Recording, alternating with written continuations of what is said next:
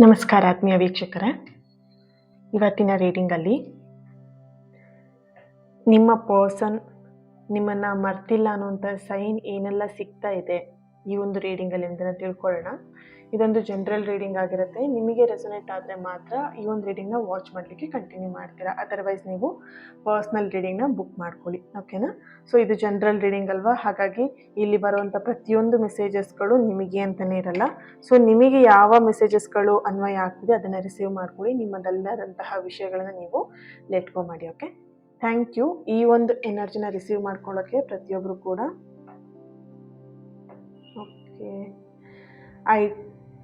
Okay, I believe universe ಅಂತ ಹೇಳಿ red heart ಮಾರ್ಕನ್ನು ಹಾಕಿಬಿಟ್ಟು ಎನರ್ಜಿನ ರಿಸೀವ್ ಮಾಡ್ಕೊಳ್ಳಿ, okay? 1 minute. Okay, right.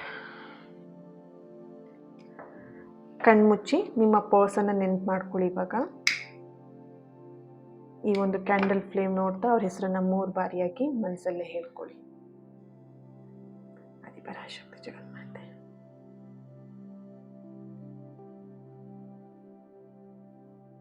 S, ಏನು ಎನರ್ಜಿ ಇದೆ, ಅವ್ರು ನಿಮ್ಮನ್ನು ಮರ್ತಿಲ್ಲ ಅನ್ನೋಂಥ ಸೈನ್ ಏನು ಸಿಗ್ತಾ ಇದೆ ಈ ಒಂದು ರೀಡಿಂಗಲ್ಲಿ. ಓಕೆ,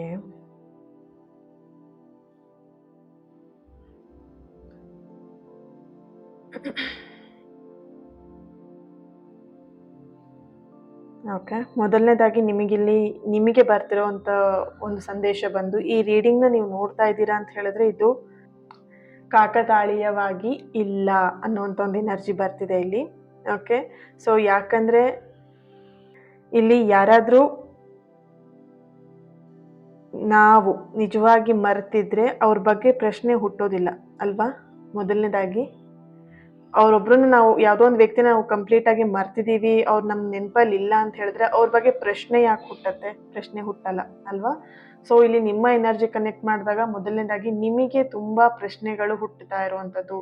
ಮೇಲಿನ ಮೇಲೆ ಆ ವ್ಯಕ್ತಿಯ ಬಗ್ಗೆ, ಪ್ರೀತಿ ಬಗ್ಗೆ, ಸಂಬಂಧದ ಬಗ್ಗೆ ನಿಮಗೆ ಮೇಲಿನ ಮೇಲೆ ಪ್ರಶ್ನೆಗಳು ಬರ್ತಾ ಇದೆ. ಹಾಗಾಗಿ ಇಲ್ಲಿ ನೀವು ನಿಜವಾಗಿ ಆ ವ್ಯಕ್ತಿನ ನೀವು ಮರೆತಿಲ್ಲ. ಹಾಗೆಯೇ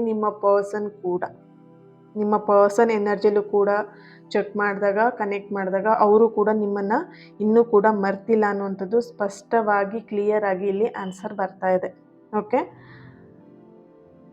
ಆದರೆ ಅವರ ಭಾವನೆಗಳನ್ನು ಅವರು ಹೇಗೆ ಮರೆಮಾಚ್ತಾ ಇದ್ದಾರೆ ಅಂತ ಹೇಳಿದ್ರೆ, ಓಕೆ,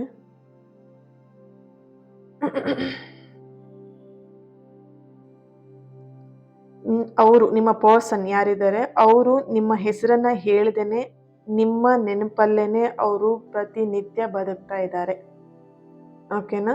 ಇಲ್ಲಿ ಸ್ಪಷ್ಟವಾಗಿ ಆನ್ಸರ್ ಬರ್ತಾ ಇದೆ. ನಿಮ್ಮ ಪರ್ಸನ್ ಯಾರಿದ್ದಾರೆ ನಿಮ್ಮ ಹೆಸರನ್ನ ಹೇಳ್ತಲ್ಲ, ನಿಮ್ಮ ನೆನಪಲ್ಲೇನೆ ಅವರು ಜೀವನವನ್ನ ಬದುಕ್ತಾ ಇದ್ದಾರೆ, ಜೀವನವನ್ನ ನಡೆಸ್ತಾ ಇದ್ದಾರೆ ಅನ್ನುವಂಥ ಒಂದು ಚಾನಲೈಸ್ ಮೆಸೇಜ್ ಇಲ್ಲಿ ಬರ್ತಿದೆ, ಓಕೆನಾ? ಹೆಚ್ಚಾಗಿ ನಿಮ್ಮ ಪರ್ಸನ್ ಎನರ್ಜಿ ಕನೆಕ್ಟ್ ಮಾಡಿದಾಗ ನೋಡಬಹುದು ಒಂದು ಚೌಕಟ್ಟಲ್ಲಿ ಬದುಕ್ತಾ ಇರುವಂಥದ್ದು ನಿಮ್ಮ ನೆನಪಲ್ಲಿ, ಓಕೆ? ಅವರು ನಿಮ್ಮ ಬಗ್ಗೆ ಹೆಚ್ಚಾಗಿ ಯಾರ ಜೊತೆಗೂ ಮಾತಾಡ್ತಾ ಇಲ್ಲ, ನಿಮ್ಮ ವಿಷಯವನ್ನ ಎಲ್ಲೂ ಕೂಡ ಹೇಳ್ಕೊಳ್ತಾ ಇಲ್ಲ, ಮಾತಾಡ್ತಾ ಇಲ್ಲ. ಆ್ಯಂಡ್ ಇಲ್ಲಿ ಅವರ ಎನರ್ಜಿಗೆ ಚೆಕ್ ಮಾಡಿದಾಗ ಅವರು ಯಾವುದೇ ಕಾರಣಕ್ಕೂ ಒಂದು ವಿಶೇಷವಾಗಿ ಇರುವಂಥ ಫಂಕ್ಷನಿಗೆ ಹೋಗೋದು ಅಥವಾ ಸೆಲೆಬ್ರೇಟ್ ಮಾಡೋದು ಅಥವಾ ಮಾತಾಡೋದು, ಒಬ್ಬರ ಜೊತೆ ಫ್ರೆಂಡ್ಶಿಪ್ ಮಾಡ್ಕೊಳ್ಳೋದು, ಕ್ಲೋಸ್ ಆಗಿರೋದು, ಈ ರೀತಿಯಾದಂಥ ಏನು ಕೆಲಸನೂ ಮಾಡ್ತಾ ಇಲ್ಲ. ನಿಮ್ಮ ಪರ್ಸನ್ ತುಂಬ ಒಂಟಿಯಾಗಿ ಬದುಕ್ತಾ ಇದ್ದಾರೆ. ಈ ಕ್ಷಣದ ಎನರ್ಜಿಲಂತೂ ಅವರು ತುಂಬಾ ಅಲೋನ್ ಫೀಲ್ ಮಾಡ್ತಿದ್ದಾರೆ, ಒಂಟಿಯಾಗಿ ಬದುಕ್ತಾ ಇದ್ದಾರೆ. ನಿಮ್ಮ ನೆನಪುಗಳೇನಿದೆ ಅವ್ರ ಮನಸ್ಸೊಳಗೆ ಒಂದಷ್ಟು ಮಾತುಗಳನ್ನು ಮಾತಾಡ್ತಾ ಇದೆ ಅನ್ನೋ ಒಂದು ಎನರ್ಜಿ ಬರ್ತಿದೆ ಇಲ್ಲಿ, ಓಕೆ?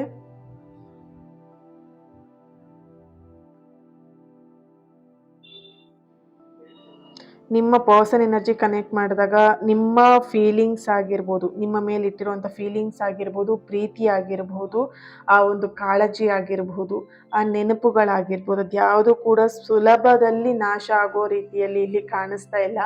ಯಾಕಂತ ಹೇಳಿದ್ರೆ ಈ ಒಂದು ಕನೆಕ್ಷನ್ ಒಂದು ದೈವಿಕ ಕನೆಕ್ಷನ್ ಆಗಿದೆ, ಓಕೆ. ಸೊ ನೀವು ಈ ಒಂದು ಕನೆಕ್ಷನಲ್ಲಿ ಇದ್ದಾಗ, ಈ ವ್ಯಕ್ತಿ ಜೊತೆಗಿದ್ದಾಗ ಆ ಫೀಲ್ನ ನೀವು ಮಾಡಿದ್ದೀರಾ. ದೈವಿಕ ಕನೆಕ್ಷನ್ ಹೌದು, ಈ ಪರ್ಸನ್ ನನಗೆ ಅಂತಲೇ ಬಂದಿದ್ದಾರೆ, ನನಗೆ ಅಂತ ಪ್ರೀತಿ ಕೊಡಲಿಕ್ಕೆ ಇವ್ರು ನನಗೆ ಸಿಕ್ಕಿದ್ದಾರೆ ಅನ್ನೋವಂಥ ಫೀಲ್ನ ನೀವಿಲ್ಲಿ ಮಾಡಿದ್ದೀರಾ. ಓಕೆ. ಸೊ ಯಾರೆಲ್ಲ ಆ ಥರ ಫೀಲ್ ಮಾಡಿದ್ದೀರಾ ಕಮೆಂಟ್ ಬಾಕ್ಸಲ್ಲಿ ಎಸ್ ಅಂತ ಹೇಳಿ ಕಮೆಂಟ್ ಮಾಡಿ. ಓಕೆ. ಈ ವ್ಯಕ್ತಿ ಜೊತೆಗೆ ಕನೆಕ್ಟ್ ಆದಾಗ ನಿಜವಾಗ್ಲೂ ಇದು ನನಗೆ ಯೂನಿವರ್ಸ್ ಅಥವಾ ದೇವರು ನನಗೋಸ್ಕರನೇ ಕಳಿಸಿರೋಂಥ ವ್ಯಕ್ತಿ ಅಂತ ಯಾರಿಗೆ ಅನಿಸಿದೆ ಅವರು ಕಮೆಂಟಲ್ಲಿ ತಿಳಿಸಿ. ಯಾಕಂದರೆ ಇಲ್ಲಿ ಎನರ್ಜಿ ಅದೇ ಥರನೇ ಬರ್ತಾ ಇದೆ. ಈ ವ್ಯಕ್ತಿ ನಿಮಗೆ ಅಷ್ಟು ಚೆನ್ನಾಗಿ ಕನೆಕ್ಟ್ ಆಗಿರುವಂತಹ ವ್ಯಕ್ತಿಯಾಗಿದ್ದಾರೆ. ಅಷ್ಟು ಸುಲಭದಲ್ಲಿ ನಿಮ್ಮ ನೆನಪುಗಳು ನಾಶ ಆಗುವಂಥದ್ದಲ್ಲಿ ಕಾಣಿಸ್ತಾ ಇಲ್ಲ ಈ ಎನರ್ಜಿಯಲ್ಲಿ. ಓಕೆ. ಸೊ ಇಲ್ಲಿ ಯಾರೆಲ್ಲ ಈ ಒಂದು ರೀಡಿಂಗ್ನ ನೋಡ್ತಾ ಇದ್ದೀರಾ, ಜೆ ಲೆಟರ್ನವರು, H letter, A letter, T, S, N, P, B, I, X, L, N, P, C. ರಾಶಿಗಳು ಬಂದು ಧನಸ್ಸು, ಮಕರ, ಮೀನ, ವೃಷಭ, ವೃಶ್ಚಿಕ, ಮೇಷ, ಕರ್ಕಾಟಕ. ಓಕೆ.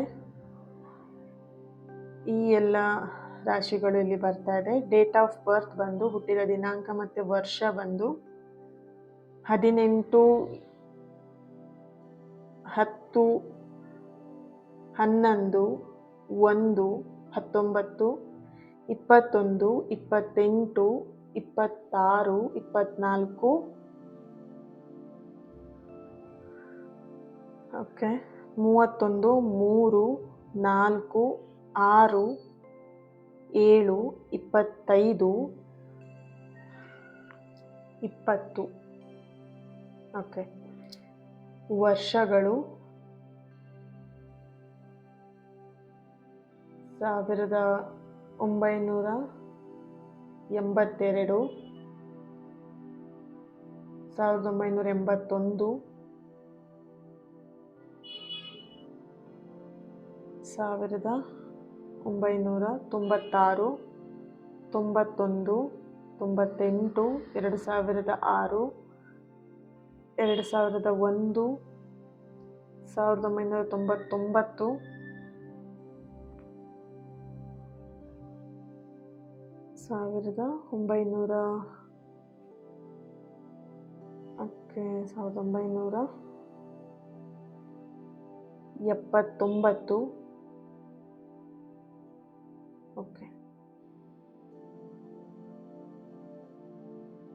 ಕ್ಯಾಂಡಲಿಂದ ಇಷ್ಟು ಎನರ್ಜಿಗಳು ಬಂದಿದೆ. ಸೊ ಚೆಕ್ ಮಾಡೋಣ ಟ್ಯಾರೋಲಿ ಏನು ಬರ್ತಾ ಇದೆ ಅಂತ ಹೇಳಿ.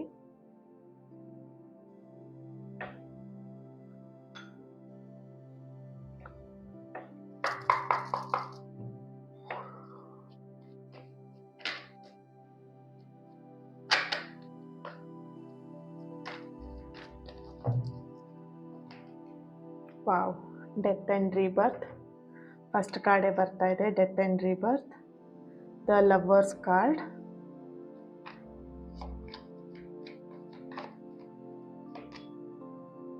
Is of wands, okay, 2 of pentacle, 4 of swords,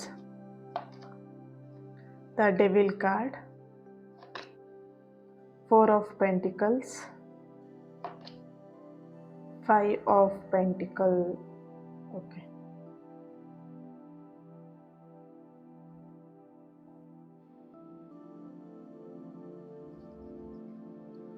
Bottom of the card 4 of Wands ಬರ್ತಾ ಇದೆ.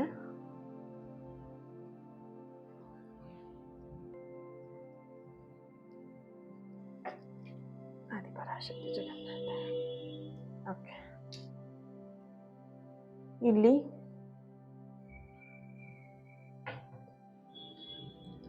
ನಿಮ್ಮ ಪರ್ಸನ್ ಎನರ್ಜಿ ಕನೆಕ್ಟ್ ಮಾಡಿದಾಗ ಮೊದಲನೇದಾಗಿ ಅವ್ರು ನಿಮ್ಮನ್ನು ತುಂಬ ಇಗ್ನೋರ್ ಮಾಡ್ತಾ ಇದ್ದಾರೆ.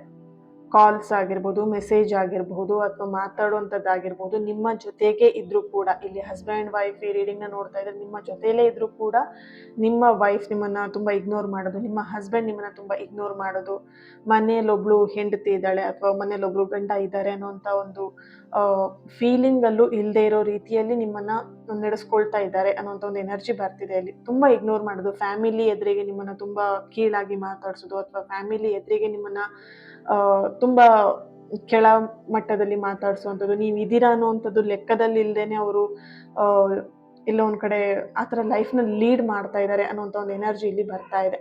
ಓಕೆ, ಸೊ ಇಗ್ನೋರೆನ್ಸ್ ಅನ್ನೋದು ತುಂಬ ಕಾಣಿಸ್ತಾ ಇದೆ.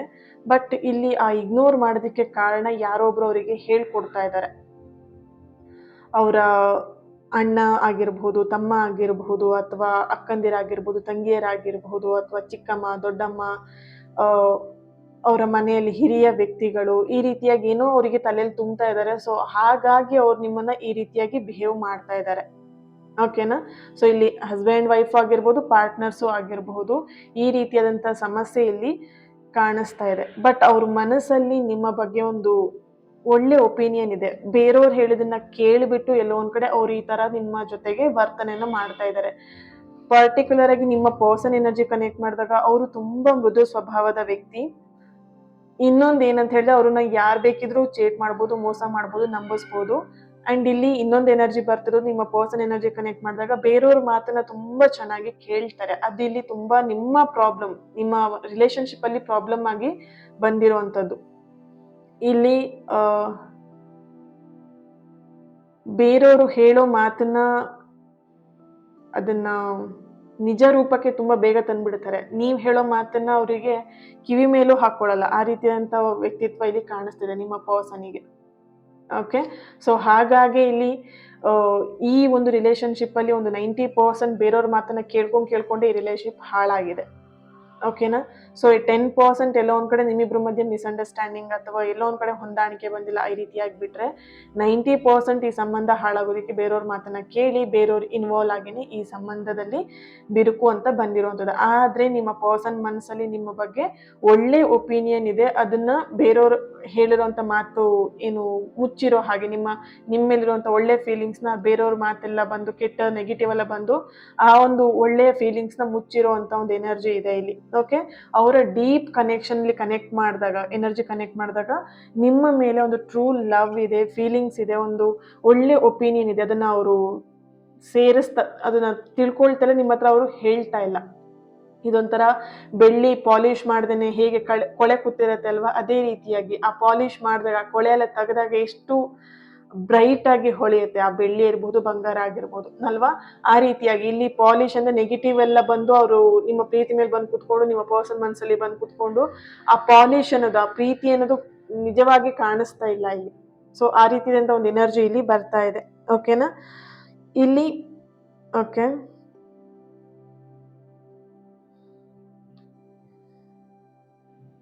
ನೋಡ್ಬಹುದು ಅವರು ಹೊರಗಡೆ ತೋರ್ಸೋ ರೀತಿನೇ ಬೇರೆ ಇದೆ. ಅಂದ್ರೆ ಅವರ ವ್ಯಕ್ತಿತ್ವನೇ ಬೇರೆ ರೀತಿಯ ಇದೆ, ಹೊರಗಡೆ ತೋರ್ಸೋಂತ ವ್ಯಕ್ತಿತ್ವನೇ ಬೇರೆ ರೀತಿಯಾಗಿ ಇಲ್ಲಿ ಕಾಣಿಸ್ತಾ ಇದೆ. ಆದ್ರೆ ಅವರ ಮನಸ್ಸೊಳಗಡೆ ನಡೀತಾ ಇರೋದೇ ಬೇರೆ ಕತೆ.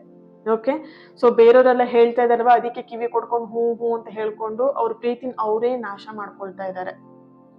ಸೊ ಇಲ್ಲಿ ಅವ್ರ ಮನಸ್ಸಲ್ಲಿ ನಿಮ್ ಬಗ್ಗೆ ಒಳ್ಳೆ ಒಪಿನಿಯನ್ ಇದ್ರು ಅದನ್ನ ಅವರು ಎಕ್ಸ್ಪ್ರೆಸ್ ಮಾಡ್ದೇನೆ ಅದನ್ನ ಮನಸ್ಸಲ್ಲೇ ಇಟ್ಕೊಂಡು, ಅವ್ರ ಮನಸ್ಸಲ್ಲಿ ಒಳ್ಳೆ ಬ್ಯೂಟಿಫುಲ್ ಆಗಿರುವಂತ ಲವ್ ಸ್ಟೋರಿ ಇದೆ, ಅದನ್ನ ಅವರು ಅಡ್ಡಿ ಮಾಡ್ತಾ ಇದ್ದಾರೆ ಯಾವುದೋ ಒಂದು ನೆಗೆಟಿವ್ ಪೀಪಲ್ ಜನಗಳಿಗೋಸ್ಕರ.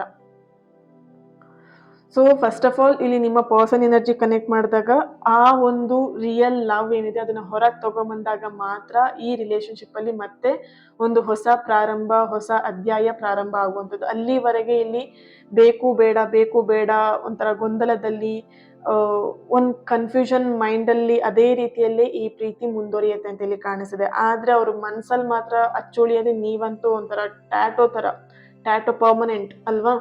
ಸೊ ಒಂದೇ ಒಂದು ನಾವು ಸತ್ರು ಕೂಡ ನಮ್ಮ ಜೊತೆಗೆ ಬರೋದು ಅಂದ್ರೆ ಆ ಟ್ಯಾಟೋ ಮಾತ್ರ ಅಂತೆ, ಆ ರೀತಿಯಾಗಿ ನಿಮ್ಮ ನೆನಪು ಅವರಿಗೆ. ಓಕೆನಾ?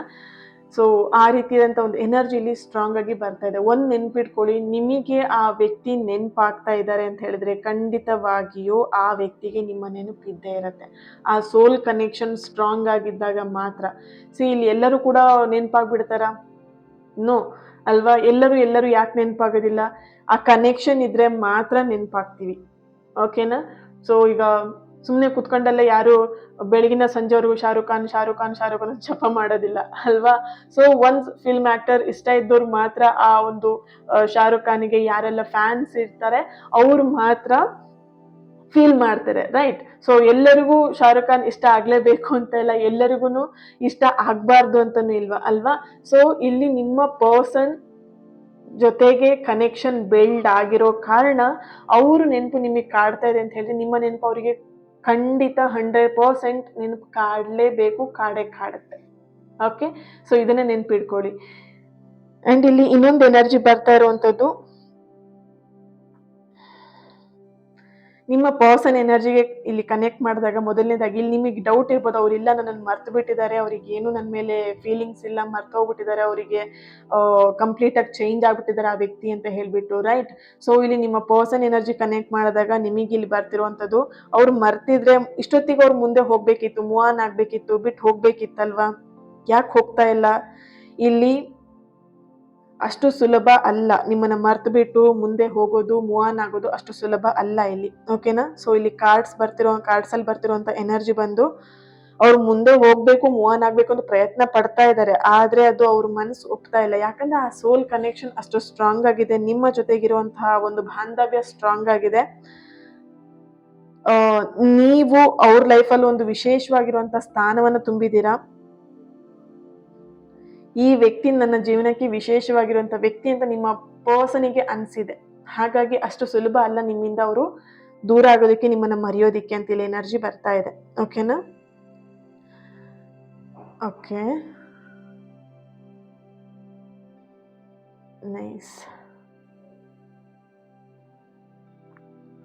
ಸೊ ಇಲ್ಲಿ ಇನ್ನೊಂದು ಎನರ್ಜಿ ಬರ್ತಿರೋದು, ನಿಮಗೂ ಕೂಡ ಆ ವ್ಯಕ್ತಿಯ ನೆನಪನ್ನ ಮರೆಯೋದಿಕ್ಕೆ ಯಾರೋ ಒಬ್ರು ನಿಮಗೆ ನೆಗೆಟಿವ್ ಆಗಿ ಹೇಳ್ತಾ ನಿಮಗೆ ಸ್ವಲ್ಪ ಧೈರ್ಯ ಕೊಡ್ತಿರ್ಬೋದು. ಆ ವ್ಯಕ್ತಿ ಬಿಟ್ಟು ಹೋದ್ರೆ ಹೋಗ್ಲಿ ಬಿಡು, ನೀನ್ ಯೋಚನೆ ಮಾಡ್ಬೇಡ, ಅವರಿಗೆ ಇಂಟ್ರೆಸ್ಟ್ ಇಲ್ಲ ಅಂದ್ಮೇಲೆ ನೀನ್ ಯಾಕೆ ತುಂಬಾ ಫೋರ್ಸ್ ಮಾಡ್ತೀಯ, ಈ ರೀತಿಯಾಗಿ ನಿಮಗೂ ಯಾರೋ ಒಬ್ರು ತಲೆ ತಿಂತಾ ಇದ್ದಾರೆ ಅಂತ ಇಲ್ಲಿ ಕಾಣಿಸ್ತಿದೆ, ಬ್ರೈನ್ ವಾಶ್ ಮಾಡ್ತಾ ಇದ್ದಾರೆ ಅಂತ ಇಲ್ಲಿ ಕಾಣಿಸ್ತಾ ಇದೆ. ಆದ್ರೆ ಇಲ್ಲಿ ಎನರ್ಜಿ ಬರ್ತಾ ಇರುವಂತದ್ದು, ನೀವು ಅಂತ ಮಾತುಗಳಿಗೆ ಕಿವಿನ ಕೊಡಬೇಡಿ. ಅವ್ರು ಇಲ್ಲಿ ಯಾವುದೇ ಕಾರಣಕ್ಕೂ ನಿಮ್ಮ ಪರ್ಸನ್ ನಿಮ್ಮನ್ನ ಮರ್ತಿಲ್ಲ, ಅವ್ರ ಮನಸ್ಸಲ್ಲಿ ಇನ್ನೂ ಕೂಡ ನೀವ್ ಇದ್ದೀರಾ ಅನ್ನೋಂತ ಒಂದು ಎನರ್ಜಿ ಬರ್ತಿದೆ ಇಲ್ಲಿ. ಒಂದ್ ಅರ್ಥ ಮಾಡ್ಕೊಳ್ಳಿ, ಕಮಲ ಯಾವಾಗ್ಲೂ ಕೆಸರಲ್ಲೇ ಹುಟ್ಟುವಂಥದ್ದು, ಕೆಸರಲ್ಲೇ ಬೆಳೆಯುವಂಥದ್ದು. ಓಕೆನಾ? ಇಲ್ಲಿ ಆ ಕಮಲ ಬೆಳಿಬೇಕಿದ್ರೆ ಆ ಕೆಸರನ್ನೆಲ್ಲ ಮೈಗೆ ಅಂಟಿಸ್ಕೊಂಡ್ ಬೆಳೆಯತ್ತಾ? ಇಲ್ಲ ಅಲ್ವಾ? ಜಸ್ಟ್ ಅದು ಆ ಕಮಲ ಆ ನೆಗೆಟಿವ್ ಆ ಕೆಸರನ್ನ ಮಣ್ಣನ್ನ ಏನ್ ಮಾಡುತ್ತೆ, ಅದು ತನ್ನ ಪೋಷಣೆಗೆ ಅದು ಬೆಳೆಯೋದಿಕ್ಕೆ ಅದನ್ನ ಯೂಸ್ ಮಾಡ್ಕೊಳ್ಳುತ್ತೆ. ಮೈಗಂಟಿಸ್ಕೊಂಡು ಅದ್ರ ಅಂದ ಚಂದವನ್ನ ಹಾಳು ಮಾಡ್ಕೊಳ್ಳೋದಿಲ್ಲ ಯಾವುದೇ ಕಾರಣಕ್ಕೂ, ಅಲ್ವಾ? ಆ ರೀತಿಯಾಗಿ ನೀವಿರ್ಬೇಕು. ಆ ಕೆಟ್ಟ ಜನಗಳು ನಿಮಗೆ ಏನಾದ್ರೂ ನೆಗೆಟಿವ್ ಆಗಿ ಹೇಳ್ತಾ ಇದ್ದಾರೆ ನಿಮ್ಮ ಪರ್ಸನ್ ಬಗ್ಗೆ, ಪ್ರೀತಿ ಬಗ್ಗೆ ಅಂತ ಹೇಳಿದ್ರೆ, ಯಾಕೆ ಹೇಳ್ತಾ ಇದ್ದಾರೆ, ಏನ್ ಹೇಳ್ತಿದ್ರೆ, ಜಸ್ಟ್ ಅದನ್ನ ಅನಲೈಸ್ ಮಾಡಿ ವಿನಃ ಆ ವ್ಯಕ್ತಿನ ಮೈಗೆ ಅಂಟಿಸ್ಕೊಂಡು ಆ ವ್ಯಕ್ತಿ ಹೇಳಿದಿನ ತಲೆಯಲ್ಲಿ ತಗೊಂಡು ಆಲೋಚನೆ ಮಾಡಿ ಓವರ್ ಥಿಂಕಿಂಗ್ ಮಾಡಿ ನಿಮ್ಮ ಪ್ರೀತಿನ ನೀವೇ ಕೈಯಾರೆ ಕಿತ್ತು ಬಿಸಾಕ್ಬೇಡಿ. ಓಕೆನಾ? ಸೊ ಆ ಕಮಲದ ಹಾಗೆ ಆ ಕೆಟ್ಟ ಜನದ ಮಧ್ಯೆ ನೀವಿದ್ದು ಗೆದ್ದು ತೋರಿಸ್ಬೇಕು, ಪ್ರೀತಿ ಗೆಲ್ಲತ್ತೆ ಅನ್ನೋದನ್ನ ತೋರಿಸ್ಬೇಕು ನೀವು. ಓಕೆ, ಸೊ ಆ ಪ್ರೀತಿ ಗೆಲ್ಲತೆನ ತೋರಿಸ್ಬೇಕು ಅಂತ ಹೇಳಿದ್ರೆ ನೀವು ಫಸ್ಟ್ ಏನ್ ಮಾಡ್ಬೇಕಂದ್ರೆ, ನೀವು ನಿಮ್ ಲೈಫ್ ಬಗ್ಗೆ ಫೋಕಸ್ ಮಾಡ್ತಾ ನಿಮ್ಮ ಜೀವನದ ಜೊತೆಗೆ ಪ್ರೀತಿನ ಬೆಳೆಸಿ. ನೀವು ಬೆಳಿಬೇಕು, ನಿಮ್ಮ ಲೈಫು ಬೆಳಿಬೇಕು, ನಿಮ್ಮ ಪ್ರೀತಿನೂ ಬೆಳಿಬೇಕು. ಈ ರೀತಿಯಾಗಿದ್ದಾಗ ಮಾತ್ರ ಜೀವನದಲ್ಲಿ ಲೈಫಲ್ಲಿ ಸಕ್ಸಸ್ನ ಪಡಿತೀರಾ.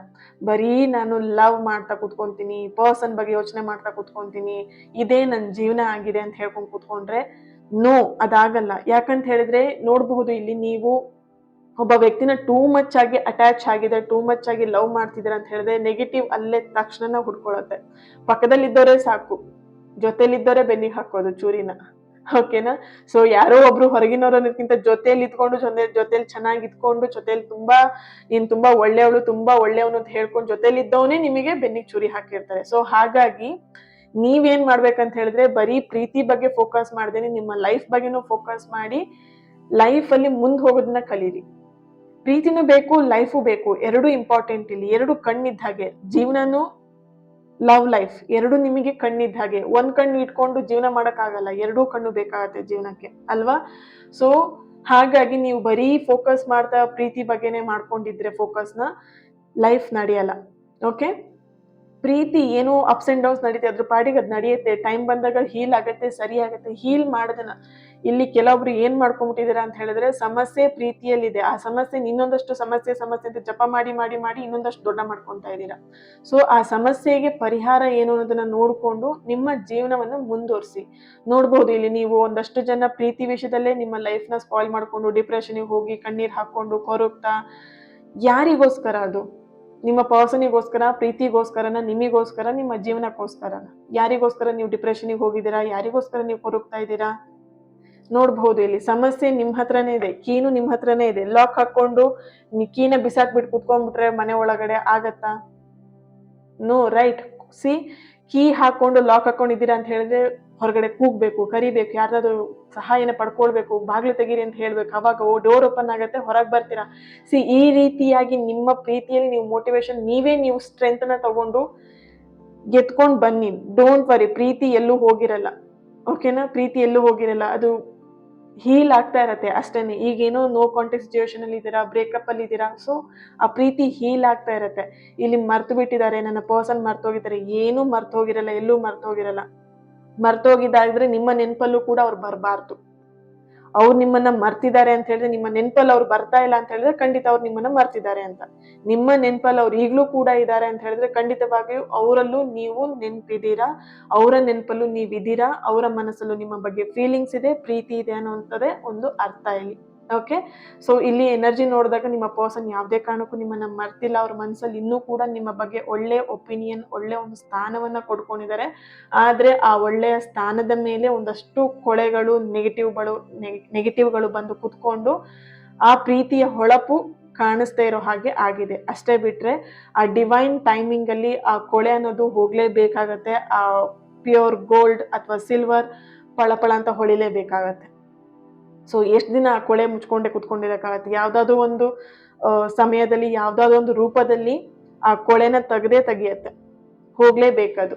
ಓಕೆ, ಸೊ ಜಸ್ಟ್ ನೀವೇನ್ ಮಾಡಿ, ಬಿಲೀವ್ ಮಾಡಿ, ನಿಮ್ ಕಷ್ಟ ಏನಿದೆ ಪ್ರತಿನಿತ್ಯ ನೀವು ಮಾಡ್ಬೇಕಾಗಿದ್ದು ಒಂದೇ ಕೆಲಸ. ನೀವು ಮಲ್ಕೊಳ್ಳೋಕ್ಕೂ ಮುಂಚೆನೆ ಇವತ್ತಿನ ದಿನ ನಿಮ್ ಲೈಫಲ್ಲಿ ನೀವೇನೇ ಪಾಪ ಕರ್ಮಗಳು, ಏನೇ ಗೊತ್ತಿದ್ದೋ ಗೊತ್ತಿಲ್ಲದೆ ಏನೇ ಮಾಡಿದ್ರು ಅದನ್ನೆಲ್ಲದನ್ನು ದೇವರ ಪಾದಕ್ಕೆ ಅರ್ಪಣೆ ಮಾಡಿ. ನಿಮ್ಮ ಇವತ್ತಿನ ಕೆಲಸ ಕಾರ್ಯಗಳು ಏನ್ ಮಾಡಿದ್ದೀರಾ ಪ್ರತಿಯೊಂದನ್ನು ದೇವರ ಪಾದಕ್ಕೆ ಅರ್ಪಣೆ ಮಾಡಿ.